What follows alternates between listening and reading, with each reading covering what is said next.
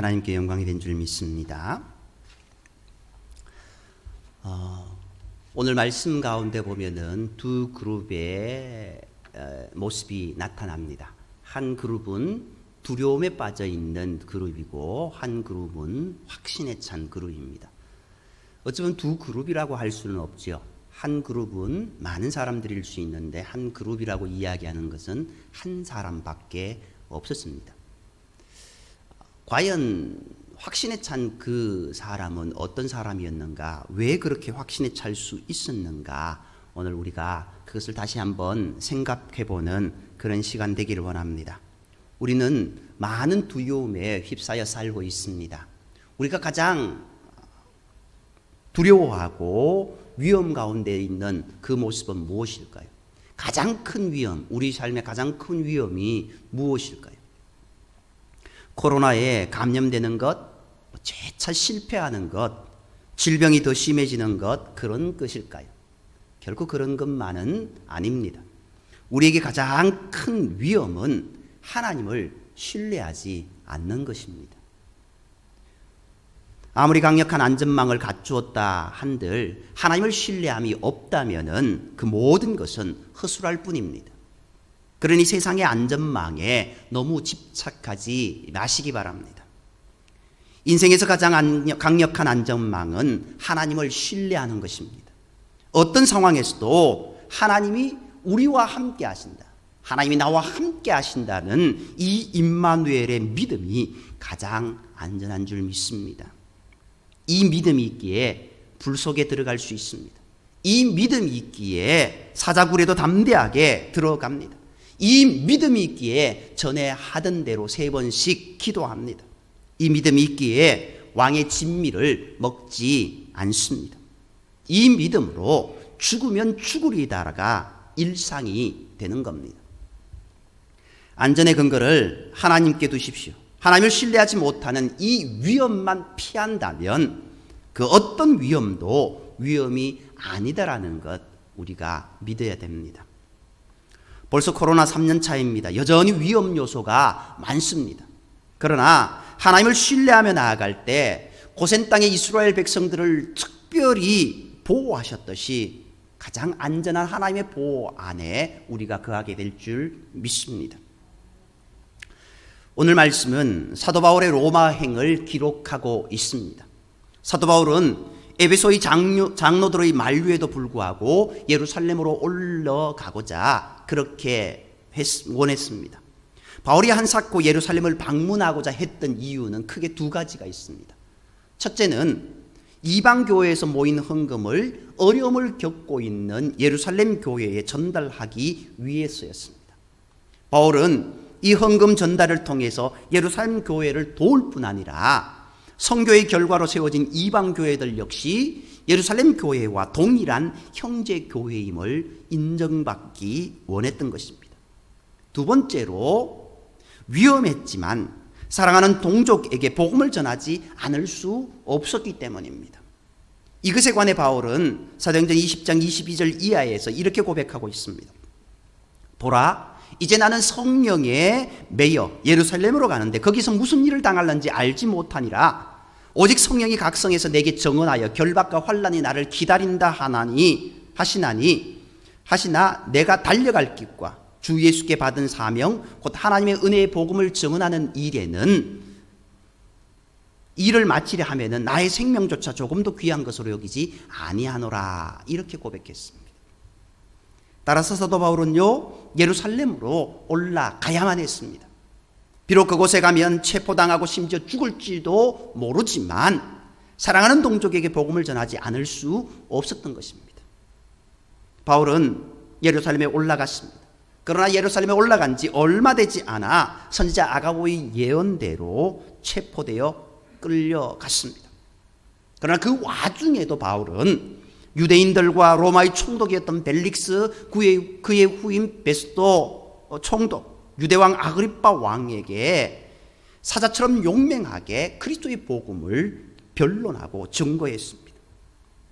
그것에서 바울은 유대인의 고소가 온당치 않음을 입증했지만 로마 황제에게 항소했기 때문에 재판을 받기 위해 로마로 가야만 했습니다. 사도 바울은 죄수의 신분으로 착고에 손과 발이 묶인 채로 그렇게 목선의 몸을 맡기고 마지막 선교지를 향해 그 발걸음을 옮겼습니다. 그는 이 항해야말로 그의 인생의 마지막 여행임을 직감했습니다. 마치 예수님께서 죽기 위해 마지막으로 예루살렘으로 올라가기로 결심하셨던 그때처럼 말입니다. 이 항해 일지를 조금 더 자세히 보면은요, 바울을 포함한 죄수들을 압송하는 책임자는 황제 소속의 율리오 백부장이었습니다.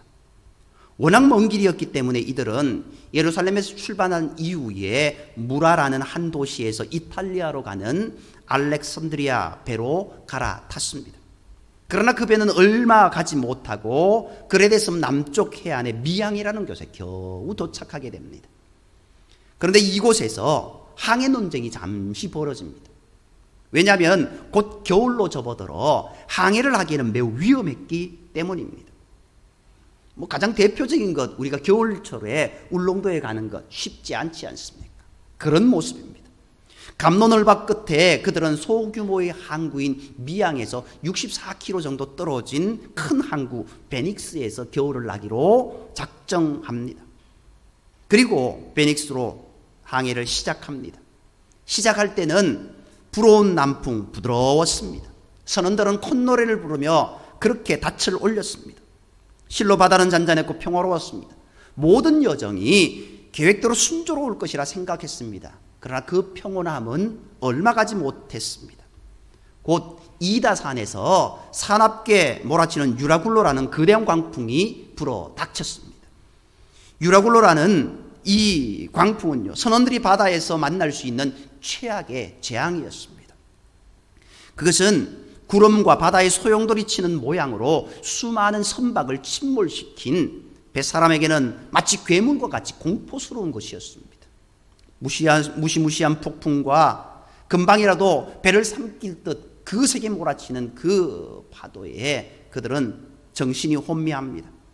앞이 보이지 않는 칠흑 같은 어둠에 바람은 미친 듯이 그렇게 울부짖고 쉼없이 때리는 빗물과 파도는 금방이라도 배를 산산조각 낼 것 같았습니다. 거대한 바다와 하늘의 공격 앞에 이 작은 배는 방향을 잃은 채 그저 이리저리 떠나들 뿐이었습니다. 거대한 파도가 배를 하늘 높이 올렸다가 롤러코스터처럼 그대로 아래로 꽂아버립니다. 공포 속에서 선장이 외쳤습니다. 그룻배를 끌어올려라. 선장의 다급한 고함 소리에 갑판에서 갈팡질팡하던 선원들 그제야 정신을 차리고 바닷물에 젖은 미끄러운 갑판을 지나서 급히 그룻배를 끌어올리게 됩니다. 그리고 이제 밧줄로 배가 깨어지지 않도록 꽁꽁 동여매고 모래톱을 피하려고 배의 닻을 급히 내립니다. 그들은 그저 살아야 한다는 생각으로 모두 필사적이었습니다. 하지만 사나운 폭풍의 공격은 계속되었습니다. 다급해진 선원들은 마치 강도들을 만나서 자신들의 소유품을 주고 목숨을 구걸하듯 배를 가볍게 하기 위해 짐들을 바다에 던지게 됩니다. 그러나 폭풍의 모습은 멈추지 않습니다. 사나운 폭풍 앞에 배는 두 쪽으로 깨어질 것 같은 위태로움이 계속되었습니다. 사흘째 되던 날 그들은 그저 목숨을 몇 날 더 부지할 요량으로 배에서 쓰던 기구들까지 모두 바다에 던져버립니다. 바다가 잠잠해졌을까요? 아닙니다. 오히려 더 광폭하게 내리칩니다. 게다가 광풍으로 짙은 구름 때문에 선장조차 방향을 잃어버리고 갑판 키를 놓아버렸습니다. 이 폭풍 앞에 그들이 할 수 있는 것 아무것도 없었습니다. 힘을 내자고 정신만 차리면 살게 될 거라고 누가 처음에 외쳤던 그 소리는 온데간데 없습니다. 그저 윙윙대는 폭풍 소리에 그들은 혼미백산입니다. 그들은 모두 피로와 절망으로 지쳤고 그저 할 수 있는 것이라고는 죽음의 바다에서 이리저리 떠나는 것뿐이었습니다. 배의 요동이 심해지자 견디지 못한 사람들 하나둘 토하기 시작합니다. 허기가 졌지만 파도에 젖은 몸과 메스꺼림으로 어느 누구도 무언가 먹을 생각조차 하지 못했습니다. 그들은 그저 배고픔을 참으며 짜고 비릿한 악취와 매스운 추위 속에 이 절망의 상황이 지나가기만을 기다릴 뿐이었습니다. 이때 어둠 속에서 들려오는 목소리가 있었습니다. 배의 정적을 깬 것은 바다에서 잔뼈가 굵은 선장도 용감한 로마의 백부장 율리오도 아니었습니다. 어둠 속에 희미한 그의 얼굴이 보이기 시작합니다. 착고에 묶인 죄수였습니다. 그러나 그의 눈빛은 확신에 찬 모습이었습니다. 조용하지만 그는 그 어둠 속에서 말합니다. 오늘 22절 이하의 말씀입니다. 우리 함께 22절에서 25절 다시 한번 읽을까요? 22절에서 25절입니다. 내가 너희를 권하노니 이제는 안심하라. 너희 중 아무도 생명에는 아무런 손상이 없겠고 오직 배뿐이리라. 내가 속한 바 곧 내가 섬기는 하나님의 사자가 어젯밤에 내 곁에 서서 말하되 바울아 두려워하지 말라. 내가 가이사 앞에 서야 하겠고 또 하나님께서 너와 함께 항해하는 자를 다 내게 주셨다 하였으니 그러므로 여러분이여 안심하라. 나는 내게 말씀하신 그대로 되리라고 하나님을 믿노라. 아멘. 이 말씀의 마지막을 한번 생각해 보십시오. 여러분이여 안심하라. 나는 내게 말씀하신 그대로 되리라고 하나님을 믿노라. 그리고 이어서 이상한 말도 합니다. 그런즉 우리가 반드시 한 섬에 걸리리라. 그는 죄수의 몸으로 호송 중이었던 바울이었지 않습니까? 그는 이 배에 탄 어느 한 사람도 목숨을 잃지 않을 것이라고 말합니다. 그런데 그 이유가 말이 되지 않습니다. 그것은 자신이 로마에 가서 가이사 앞에 서서 복음을 증언해야 하기 때문에 모든 사람들의 목숨을 하나님께서 그렇게 내게 맡겨주셨다, 보존시켜 주실 것이다라고 말하는 겁니다. 선원들 그리고 군사들, 아니 같이 묶여있던 죄수들조차도 이 말이 납득이 되지 않습니다. 그러나 그의 목소리에는 무시하기 힘든 확신과 권위가 있었습니다.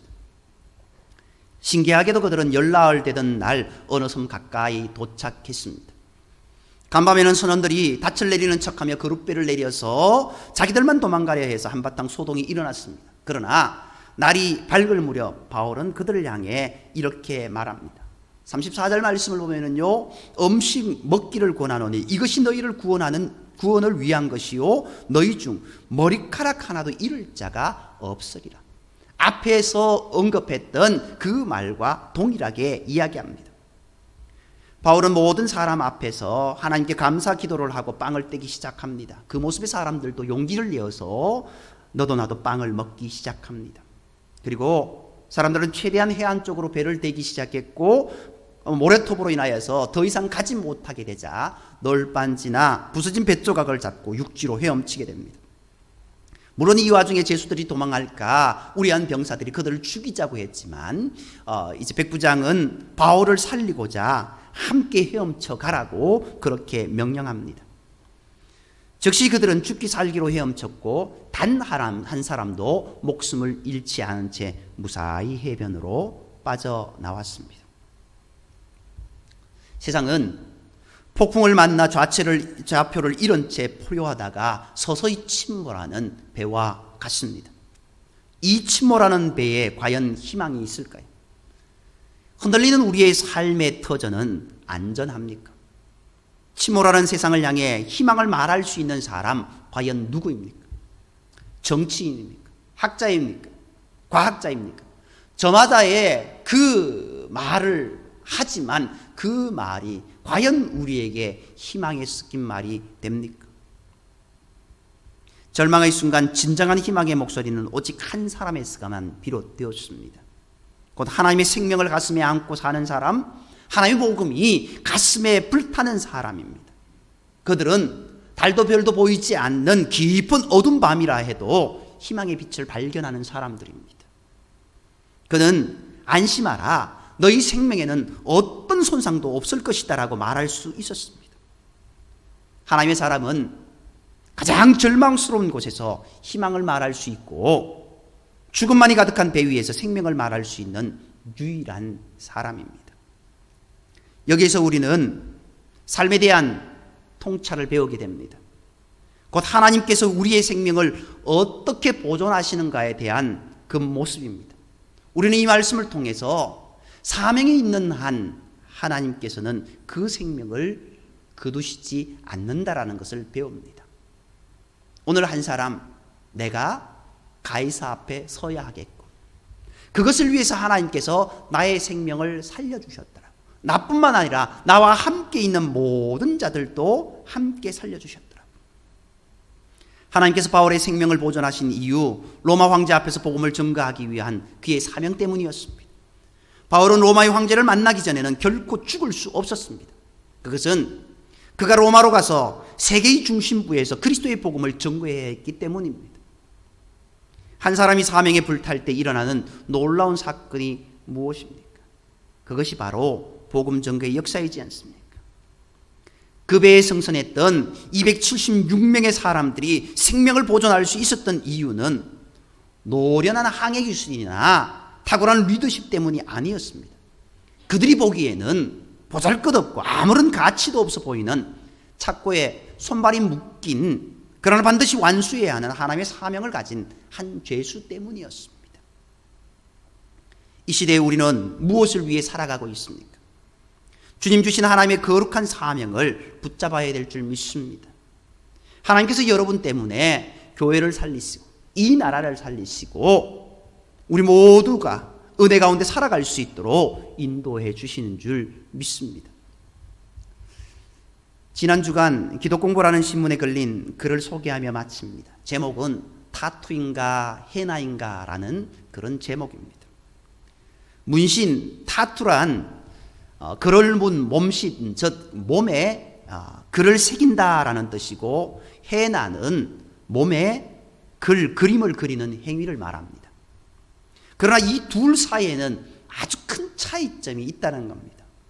타투는 바늘을 이용하여서 피부인 진피층에 전용 잉크를 주입하여서 영구적으로 그림이나 글씨를 새기는 것입니다.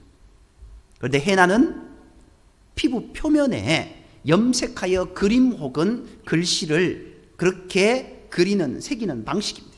그렇기 때문에 타투는 평생 지워지지 않지만 헤나는 일정 시간이 지나가면은 저절로 지워진다는 차이가 있습니다.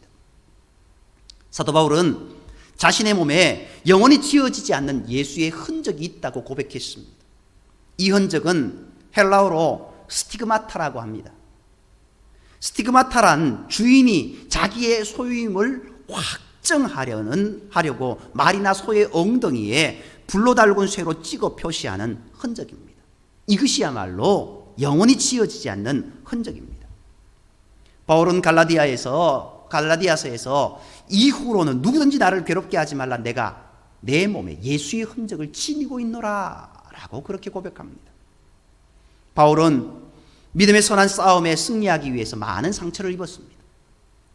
예수님 때문에 고난받은 흔적 때문에 내가 수고를 넘치도록 하고 옥에 갇히기도 하고 더 많이 하고 매도 수없이 맞고 여러 번 죽어보야 했으니, 유대인들에게 40에 하나 감한매를 5번이나 맞아 3번 태장으로 맞고 1번 돌로 맞고 3번 파선하고 일주야를 깊은 바다에서 지냈다라고 그렇게 고백했습니다. 바울은요, 유대인들과 적당히 타협했더라면은 이런 흔적 없는 평탄한 길을 갈 수도 있었습니다. 그러나 그는 복음과 사명을 위해서 그의 진피소까지 예수님의 흔적으로 수놓았던 겁니다. 그런 의미에서 바울이 고백한 내가 예수의 흔적을 가졌노라고 했던 그 담대한 외침 속에 담겨있는 영적 의미는 내가 예수님을 가장 많이 닮은 사람이다 라는 그런 고백입니다. 이런 흔적이 우리의 몸에 있어야 됩니다. 성도의 몸에 있어야 됩니다. 예수님의 흔적을 가진 사람은 십자가를 자랑합니다. 십자가가 무엇입니까? 사형털이지 않습니까? 나의 옛 사람을 십자가에 못 박고 주님이 주신 십자가를 치고 가는 것입니다. 십자가의 흔적이 있는 사람은 세상의 영화를 배설물처럼 취급합니다. 주님의 영광을 위해 십자가를 짊어진 삶이야말로 영원히 지워지지 않는 문신처럼 우리로 하여금 예수님을 생각나게 하고 영광의 상처가 되어서 예수님의 향기를 드러냅니다. 그러나 이런 예수의 흔적이 영원한 문신인 줄 알았는데 일시적 해나처럼 사라진다는 것이 우리 마음을 아프게 한다는 겁니다. 과연 내가 예수님의 흔적을 타투처럼 가지고 있는가? 아니면 해나처럼 가지고 있는가? 쉬 사라지는 그런 모습으로 살아가고 있는가? 우리가 생각해 봐야 된다는 겁니다. 충성 봉사할 때는 그 흔적이 문신인 줄 알았는데 그 직을 떠난 후에는 예수의 흔적이 해나처럼 사라져버린 사람이 많다라는 것이 한국교회의 또 다른 그런 아픔의 모습입니다. 우리의 아픔은 교회의 십자가 속에 십자가가 없다라는 것입니다. 예수님의 사랑 속에 사랑이 없다라는 겁니다. 구원의 복음 속에 복음이 없다는 겁니다. 오늘 우리가 한번 돌아봐야 됩니다. 오늘까지 내가 지녔다고 생각하며 살아온 그 예수의 흔적, 그 십자가의 흔적이 영원한 문신인가? 아니면 일시적인 해나인가? 우리는 2022년 새해를 맞았습니다.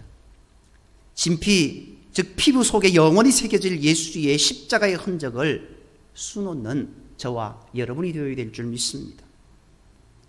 이걸처럼 지낸다고 생각한 십자가의 흔적, 해나처럼 사라지는 것이 아닌지 깊이 생각해야 됩니다. 예수 그리스도의 그 흔적을 나의 진피 속에 영원히 새기는 저와 여러분이 되기를 소망합니다. 오늘 사도 바울은 그 흔적을 품고 죽으면 죽으리다라는 마음으로 예루살렘으로 올라갔고, 또한 로마로 압송되는 과정 속에서도 하나님을 향한 신뢰와 믿음 가운데 나아갔습니다. 2022년 이 한 해 주님은 우리에게 또다시 사명을 주셨습니다. 주님의 사랑을 전하라고, 주님의 복음을 전하라고, 그리고 그리스도인답게 살아가라고. 주님의 사명을 품고 전할 자, 주님이 찾으시는 그 한 사람, 우리가 예배 전에 불렀던 그 고백처럼 내가 그 사람이 되기를 소망합니다. 여러분들이 그 사람들이 되기를 소망합니다. 주님이 기뻐하시는 복된 그리스도인으로, 주님의 복음의 전달자로 나아가는 복된 성도, 복된 우리 널푸른 교회가 되기를 주님의 이름으로 축복합니다. 기도드리겠습니다. 사랑관의 하나님, 오늘 우리의 삶에 주님의 흔적을 온전히 품고 영원히 지워지지 않는 주님의 사랑 가운데 거할 수 있는 우리의 삶이 되게 인도하여 주옵소서. 주님이 또 다른 은혜를 2022년 이 한 해에 우리에게 부어주셨습니다. 이 한 해 바울이 고백했던 것처럼 표대를 향하여 정말 달려간다라고, 여기까지 왔다라고 고백했던 그 고백이 우리 고백이 되기를 원합니다. 이 한 해 하나님이 주신 은혜를 따라서 충성되이 헌신했습니다라는 그 고백이 우리의 고백이 되기를 원합니다. 주님의 복음 전하며 살았습니다라는 그런 고백이 우리의 고백이 되기를 원합니다. 참 그리스도인다운 삶을 살았습니다라고 하는 그 고백이 우리의 고백이 되기를 원합니다.